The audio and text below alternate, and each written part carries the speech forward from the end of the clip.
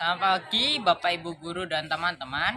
Di sini saya Billy, Candy dan Eva akan mengulas kembali tentang teks persuasif.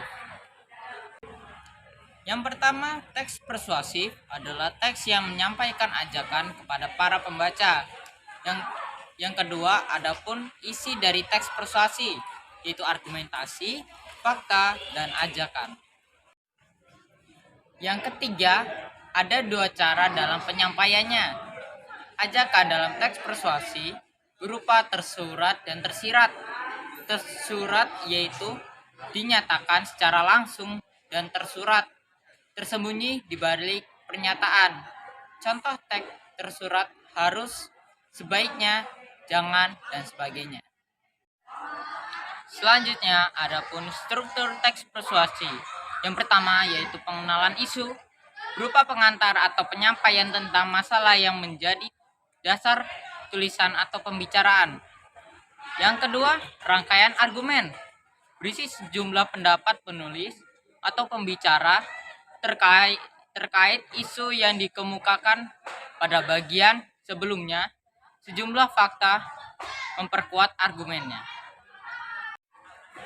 Yang ketiga, pernyataan ajakan, yakni inti dari teks persuasi yang di dalamnya dinyatakan dorongan kepada pembaca atau pendengarnya untuk melakukan sesuatu. Disampaikan secara tersirat dan tersurat, adapun kehadiran argumen yang berfungsi mengarahkan dan memperkuat ajakan-ajakan itu. Yang keempat, penegasan kembali atas pernyataan sebelumnya. Ditandai ungkapan-ungkapan seperti demikian, dengan demikian, oleh karena itu.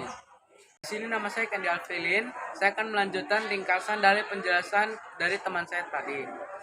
Dapat dilihat dari sebagai berikut: pengenalan isu, rangkaian argumen, pendapat, fakta, ajakan, dan penegasan kembali. Selanjutnya, kaidah kebahasan teks persuasi menggunakan kata teknis atau peristilahan. Teknis adalah kata yang bermakna memperjelas kata teknis atau kata kerja yang dapat digunakan untuk berbagai bidang. Kata teknis dapat berupa istilah yang digunakan sesuai dengan bidangnya.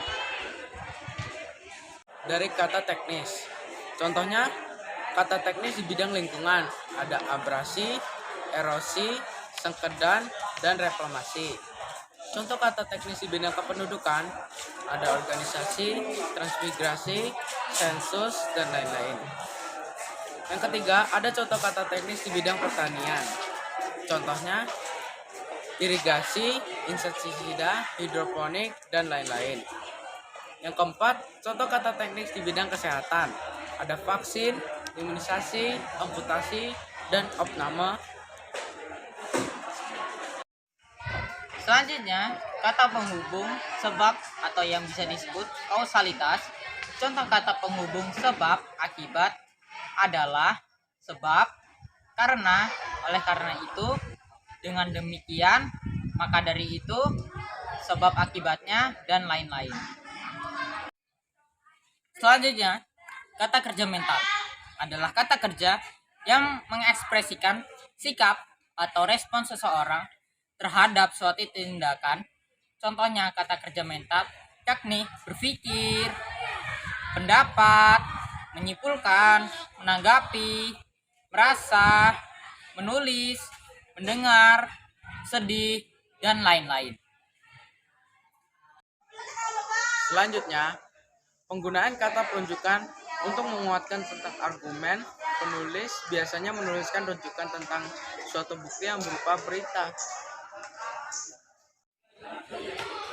Contoh teks persuasi yaitu contohnya bahaya COVID-19. Teman-teman sekalian, jika kita tahu pada saat ini kita harus berjaga-jaga terhadap bahaya COVID-19. Di era saat ini, kita diharuskan untuk selalu memakai masker dan jaga jarak. Kalau menurut saya, virus karena adalah virus yang sangat berbahaya yang ditakuti di seluruh dunia. Awalnya, virus corona sudah ada pada tahun 2019 di negara Cina. Setelah hilang, virus corona ini muncul lagi pada tahun 2021 yang menyebabkan sekolah libur untuk menghindari terjadinya virus corona. Untuk mencegah dari jangkitan virus corona ini, masyarakat Indonesia membuat suntikan vaksin yang ke-1 dan kedua dan booster untuk mengurangi resiko terjangkitnya virus corona yang sangat berbahaya. Tidak hanya itu, untuk mengurangi terjangkitnya virus corona dengan meminum vitamin, menjaga pola makan yang teratur, serta olahraga setiap hari, dan jangan keluar rumah jika tidak ada yang penting. Terima kasih dari kami. Maaf jika ada salah kata. Kami ucapkan terima kasih.